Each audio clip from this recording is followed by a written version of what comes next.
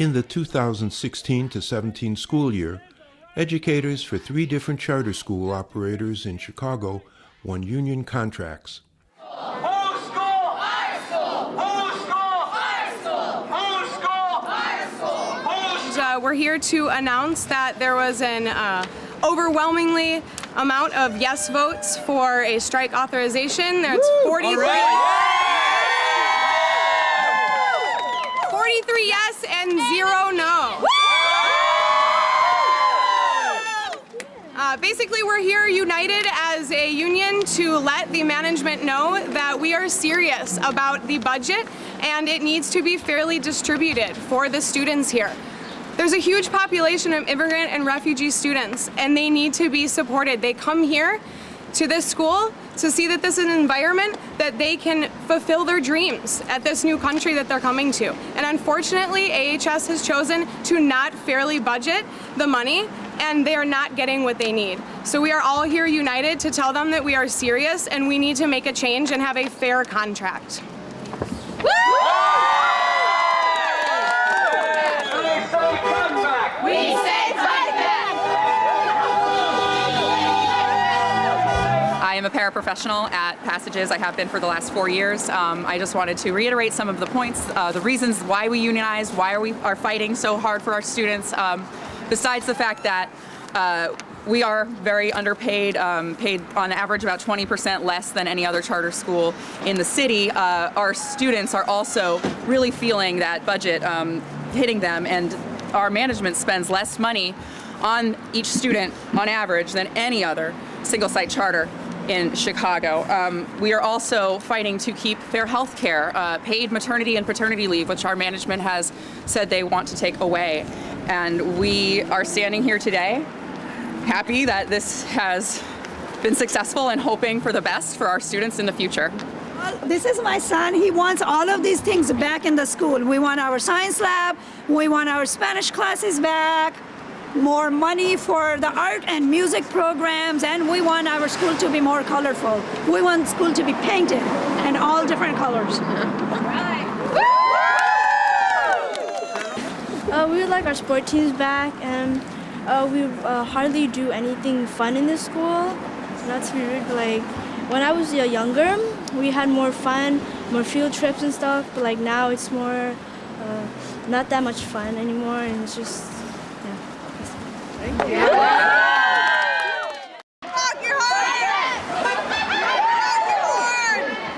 I commend these brave teachers who are accompanied by parents and students. The whole school community is out. These teachers are fighting to make this school the school that they can make it and that their kids deserve.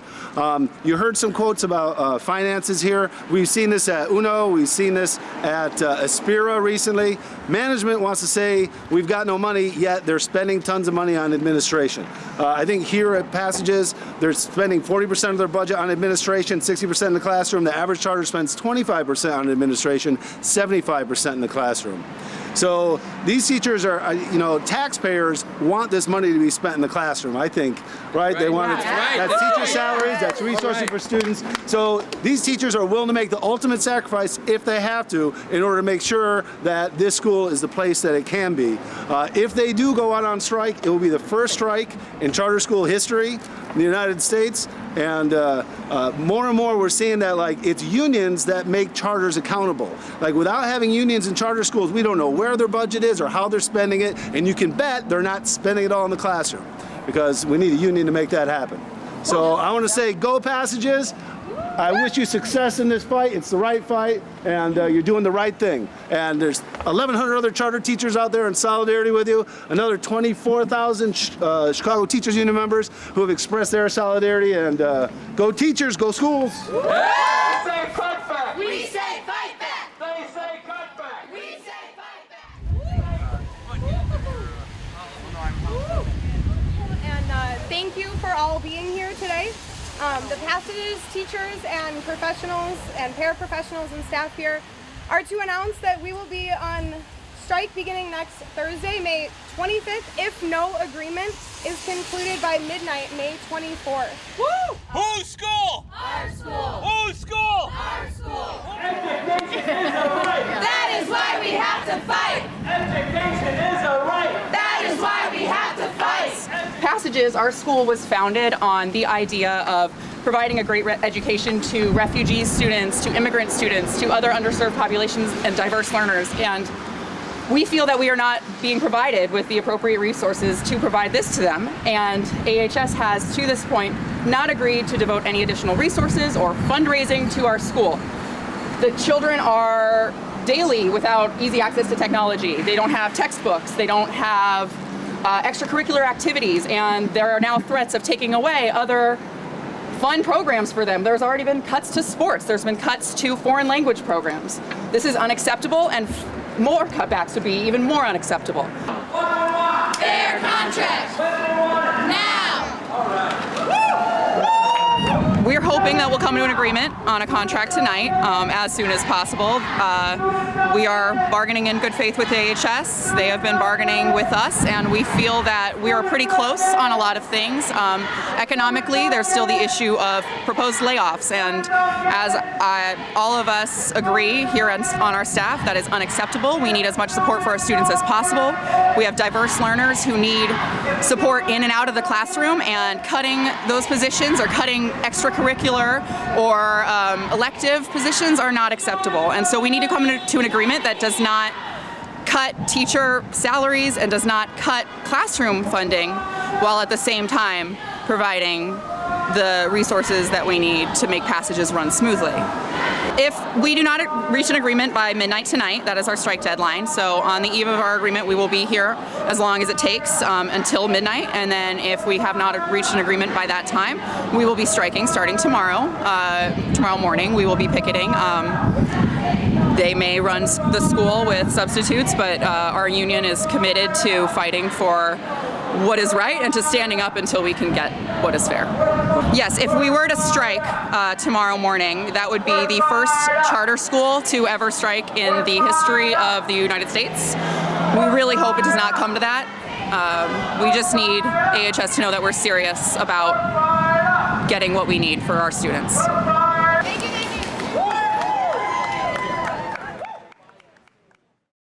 Early next morning, the union and passages reached a tentative agreement, averting a strike.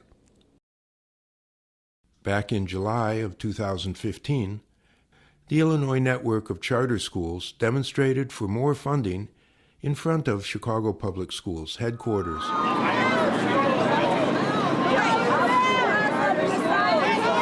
So regarding the objective of the Illinois network of charter schools appears to have rallied teachers and students from many non-unionized charter schools. Andrew Broy, who's the president or CEO of Illinois Network of Charter Schools, which is the principal lobbying group for charters in Chicago, which consistently lobbies for more charters, less regulation in charters, and you know, unfortunately, although we've asked them many times, they don't argue for greater funding for, you know, education in general. Instead, you know, they seem content to argue for a higher proportion of funding to charters, which of course fits in with this privatization agenda, which is going to starve public schools and lead to more closures and more charter schools. Unfortunately, it's like a business model of education, and you know, as a lobbying group for charter schools, you know, their sole focus seems to be moving that money and moving those schools from the public governance into private governance as charter schools. So they rallied parents here today and students. You know, I can only say to protest. There was a funding issue with the charter schools. The first tranche of funding that they got this year, for the new school year, they only got 15% of that funding. They're promised that they'll get the other 85% at some date in the near future. The full amount hasn't been specified yet. So it's a real problem, and I think we're going to see a lot of like smaller charter schools that are maybe not run as well. They may close. They may, you know, they may have to start later in the year. They may not be able to start on time. And like, this is, you know, really damaging. If schools are being closed because they're financially not, you know, not able to absorb, you know, when austerity is cutting their budgets and delaying their payments, you know, if they're financially unstable and they have to close, it's terrible for kids. Like, schools should not be closed because of financial instability. And, you know, opening late, it just exposes another defect in this model of privatization with the schools. This guy right here is Andrew Broy. He's the head of the Illinois Network of Charter Schools. Hey guys, what's going on, Andrew? Nice to see you. As well. So what's going on?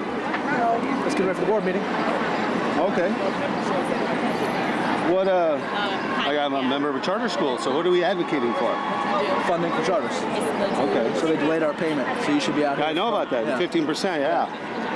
And what about, we talked about this several times, what about funding for all schools, right? Support it fully. Oh, okay. So we're all here for the same thing. Yeah. All right, good stuff. So my name is Chris Barron. I'm Vice President of Chicago ACT, which is a union for the charter teachers in Chicago. 4 of your schools are members. Yeah? Is anyone here at one of those schools? No. Oh, no? That's too bad. You should have called me up. I would have helped with build turnout. I sent a note to Brian. Okay, well, yeah. I don't know. Do you have my email? I'll give you my card. Give it to me. I can't stop walking. I'm a fat man. I need the exercise. So I'm the guy to call. Okay. I not only do social good, but I get some exercise at the same time. That's what I like. Good deal.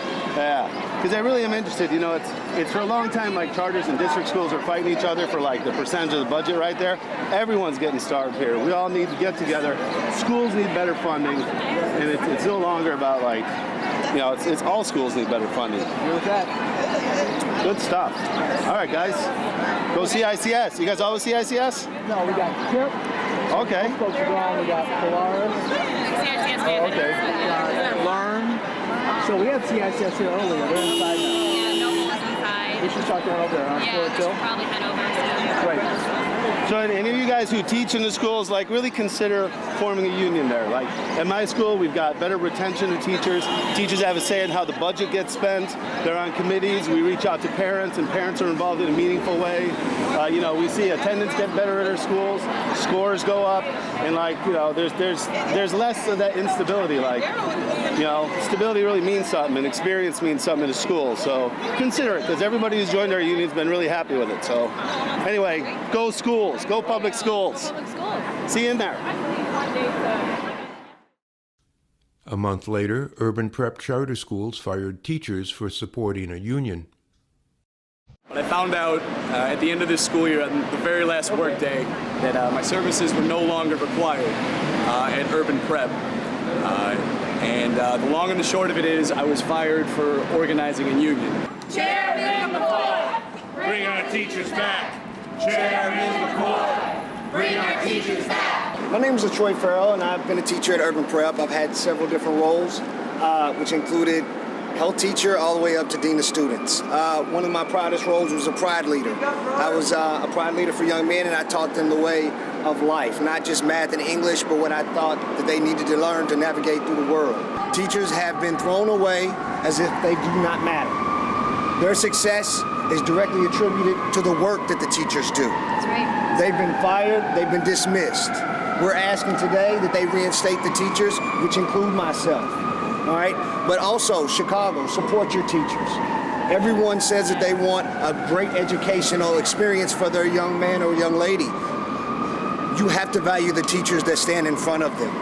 To just demean their profession as an educator, it does not bode well for the city of Chicago. A school that invests in its teachers is a school that invests in its students. My name is Matthias Muschel, and I had taught at Urban Prep for the past 6 years. I taught English, I taught public speaking, I taught creative writing. In addition to my classroom duties, I was a track and field coach as well as a football coach. I was fired this June for forming a union at my school along with my colleagues. A school that invests in its teachers is a school that invests in its students. I was let go just like Coach Farrell was, just like Natasha Robinson was over at the Inglewood campus. Miss Robinson was a veteran of Urban Prep for 7 years. Not just, she didn't just earn the esteem of her colleagues, but Miss Robinson was seen as a mother figure at the Inglewood campus. She was cast aside with no reason whatsoever, just told that her services were no longer required. There were 13 other teachers who were fired at the end of June, but just between Coach Farrow, Miss Robinson, and myself, that's 20 years of institutional knowledge. How can a school who throws away teachers so haphazardly claim that they care about the development of the network? When you throw away institutional knowledge like that, you are not doing anything to advance the school as a whole, and more importantly, when you throw away those teachers who have connections with those students, what does that say about a school who's willing to break those relationships? Just like Coach Farrow, I ask that Urban Prep does the right thing. I ask that the Board of Directors do the right thing and bring our teachers back. I'm here speaking on behalf of our 1,000 members at 32 Chicago charter schools. You know, on June 3rd, when 60% of the teachers at Urban Prep voted to form a union, they created a situation where the employer legally cannot make significant changes to working conditions without consulting with the union, without negotiating. Certainly, firing 15% of their staff is a significant change in working conditions. And this is the law. They cannot do that. And they certainly cannot do it to punish people for forming a union. As a publicly funded charter school, Urban Prep has a responsibility to explain to the people of Chicago why we should not assume that this is simply an act of intimidation and retaliation. That's right. That's right. Today we are delivering a letter to Mr. Joseph McCoy, who is chairman of the board of directors of the Urban Prep Academies, signed by almost 40 religious leaders in the city of Chicago, requesting that he meet with representatives of the union, with teachers, and with members of the religious community to discuss the actions of Urban Prep and to seek a way forward that is just and fair for the workers and that will respect the students at Urban Prep as well. Urban Prep expects its students to respect all people and draws on biblical language, asking their students to be their brother's keeper. That's right. Urban Prep's leaders certainly assume that this extends to the teachers in their own school. And what the board and administration asks of its students, it should also expect of itself. So we'll be delivering this letter this morning, requesting a meeting, and we will be eager to share with you the response from the chair of the board. Thank you very much. Chairman McCoy, bring our teachers back. Chairman McCoy, bring our teachers back. Chairman McCoy, bring our teachers back. We are calling on Chairman McCoy to bring back the 18 teachers and staff who were fired, and we know union busting when we see it. We know attacks on working families when we see it, because our 60,000 of our members, home care workers and child care providers, are currently fighting Governor Rauner's attacks on working families that include attacks on home care workers and child care providers, and that include budget cuts that threaten to deny more than 50,000 seniors and people with disabilities the home care that they need, and that have already denied 5,000 working parents access to the child care assistance program. So we are proud to be here today to join the call to bring the teachers back, and to call on Chairman McCoy not to be a union buster, but to bring the teachers back. And we're proud to stand with the charter teachers in their fight for a union and a voice in quality education. Thank you. I am a mother first. I'm a dedicated teacher of 9 years, and I'm a proud Chicago Teachers Union member. Today, I'm here to stand by the 16 teachers who were fired unfairly for trying to do what their right as humans is to unionize, to create a fair working environment for who? For their students. Students who got to know them over these years, students who go to school waiting for their teachers to be there, teachers who want to be there. As a teacher, I know not everybody is cut out to be a teacher. I have friends who tell me, I don't know how you do it. I do it because I love it. They do it because they love it. I'm here today to stand by them, for them to get their jobs back. People deserve the right to unionize without fear of losing their jobs. It's just the way it is. Today, I'm here with my fellow CTU members, and we are demanding that Joseph McCoy reinstate these teachers. Hopefully he's up there doing the right thing right now. We went to the offices of Chairman McCoy and asked to meet with him. We were informed he was not in today. We then were allowed to leave our letter, and they promised to deliver it to him and to his personal office. The letter asked that we receive a response by August 14th, a week from today, and that response is to go to Reverend C.J. Hawking at Arise Chicago. And on the 14th, we will hopefully be able to report that a meeting has been scheduled. And if not, we'll be discussing what our next steps will be with the teachers and other religious leaders. So thank you. Has an unfair labor complaint already been filed in this case? Yes, it has been. Okay. 2 of them, I believe. Yeah. And that's pending?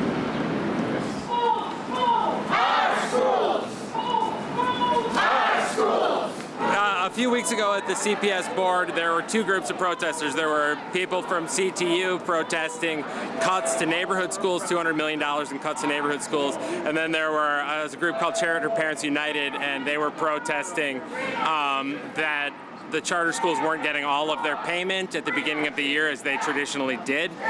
So I think this year CPS said that the charter schools were originally only going to get 15% up front and the rest of the 85% later. But I believe that last week that issue was resolved and that the charter schools ended up getting all of the money they were supposed to. Chairman McCoy will be back. Chairman McCoy will be back. In January of 2016, Urban Prep agreed to hire back some of the fired teachers and pay about $250,000 in severance and back pay. In November of 2016, after 96% of the faculty voted to strike, UNO charter schools settled for a contract at the last minute, averting a strike. Our schools! Our schools! Our schools! Our schools! Hi, thanks for coming. My name is Erica Stewart. I'm a 5th grade teacher at Sandra Cisneros Elementary Charter.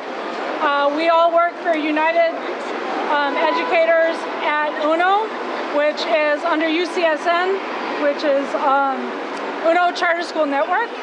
And we're here because we're in a fight for a good contract. Right now, they're trying to cram extra kids into our classrooms.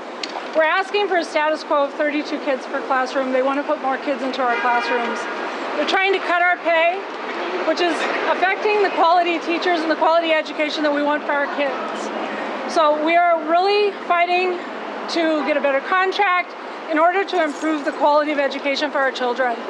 Ultimately, that's what it comes down to. We have approved a possible strike date of October 19th. Our teachers and staff support are prepared to walk off in order to secure a fair contract for our kids and our teachers. So basically what it comes down to is nobody ever wants to strike. But we need management to have a sense of urgency and to understand that it's so very important for our kids to have the quality education. We're down here on Jackson today to point out these beautiful offices that they're in. Our kids all come from working class poor families. We love our kids, we love our jobs, and we love our neighborhoods. But they think they're too good to be in those neighborhoods where we work every day. They are willing to leave these buildings because they don't want to hear the truth, but they're not willing to leave to save money for our children. They're spending money on these offices, they're spending money on high salaries that need to trickle down to the classrooms for a quality education for our kids. We're talking about cuts to pay. We're talking about them wanting to cut our pension. So basically what it ends up being is pay cuts on your paycheck. So support staff are our IT people, paraprofessionals who are the people who work one-on-one all day long with special needs children or who help out in kindergarten classes, and our clerks in our offices. These people are the backbone of our schools. We can't run without them. They did not get any raises this year, not even a cost of living, and they're looking at only a 1% for next year.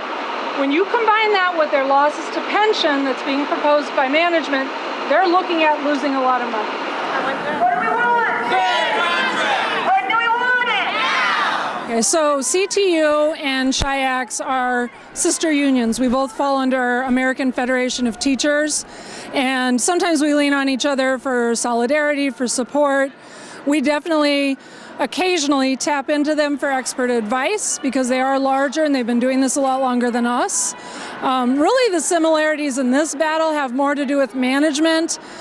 UCSN is abusing their teachers the same way that CPS has abused their teachers and staff. In 2010, when Chicago decided to do what was called Renaissance 2010, their objective was to bring in a lot of charter schools into the city, and most of us feel really the objective was to break the union for CTU. So what's happening now with the unionization of our charters is we're able to fight back a little bit. But ultimately, the charter schools are a business model. They are businesses running a public school, and even at our bargaining table, they have said, this is a business. We are trying to run a business. So obviously, they're not really in the business of educating students. They're in the business of making money. In February of 2017, at ASPIRA charter schools, 99% of the teachers voted to strike. We have roughly 100 members, that's including teachers and mentors, advisors, and counselors.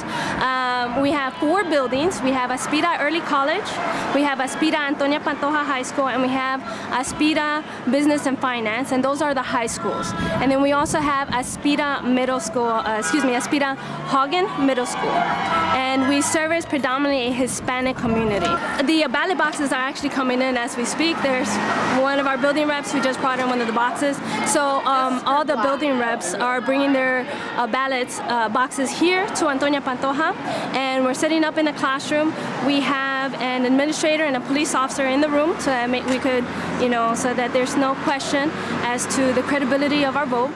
This is to introduce the president of the ACE Council at ASPIRA, Amari Martinez. Give her a round of applause.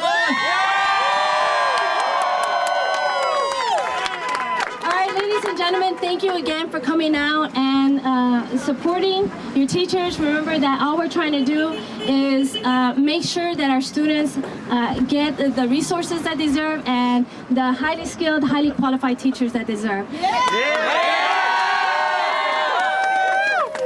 Remember that we are here because we want to make sure that Remember that we are here because we want to hold ASPIRA accountable.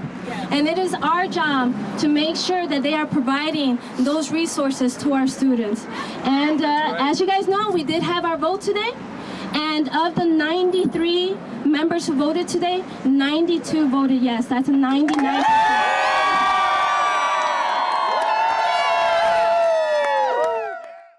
In April of 2017, ASPIRA's charter schools and the union inked an agreement averting a last-minute strike.